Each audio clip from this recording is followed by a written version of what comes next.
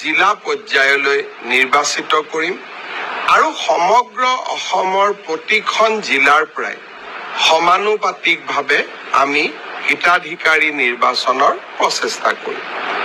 যিসকলে চিকিৎসা বিজ্ঞান, আমাৰ এগ্ৰিকালচাৰ, হৰ্টিকালচাৰ, ফিচাৰী আদিত ডিগ্ৰী লাভ কৰিছে বা ইঞ্জিনিয়াৰিঙত ডিগ্ৰী লাভ কৰিছে আৰু তেওঁলোকে নিজে কিবা এটা কৰিব খোজে, তেওঁলোকৰ বাবে এই আঁচনিত সৰ্বমুঠ ধন তেখেতসকলে 5 লাখ টকা লাভ কৰিব। আনসকলৰ বাবে এই আঁচনিত পাবলগীয়া ধন হ'ল 2 লাখ টকা।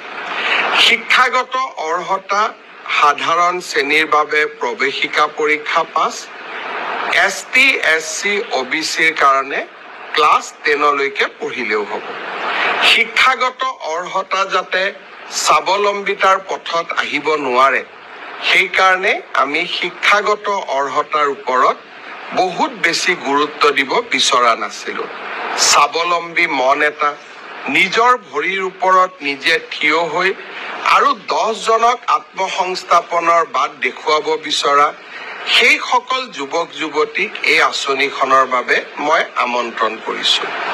আঁচনিখনৰ প্ৰথম কিস্তিৰ ধন আমি 1 লাখ টকা আগবঢ়াম আৰু দ্বিতীয় কিস্তিৰ ধন আগবঢ়োৱাৰ আগতে আমি নিয়োগ কৰা CM ফেলোশ্বিপ প্ৰগ্ৰেমৰ যুৱক যুৱতীসকলে তেওঁলোকৰ প্ৰকল্প, ব্যৱসায়, বাণিজ্যসমূহ পৰ্যালোচনা কৰিব আৰু তেওঁলোকৰ প্ৰতিবেদনৰ ভিত্তিতে আঁচনিখনৰ দ্বিতীয় কিস্তিৰ ধন লাভ কৰিব।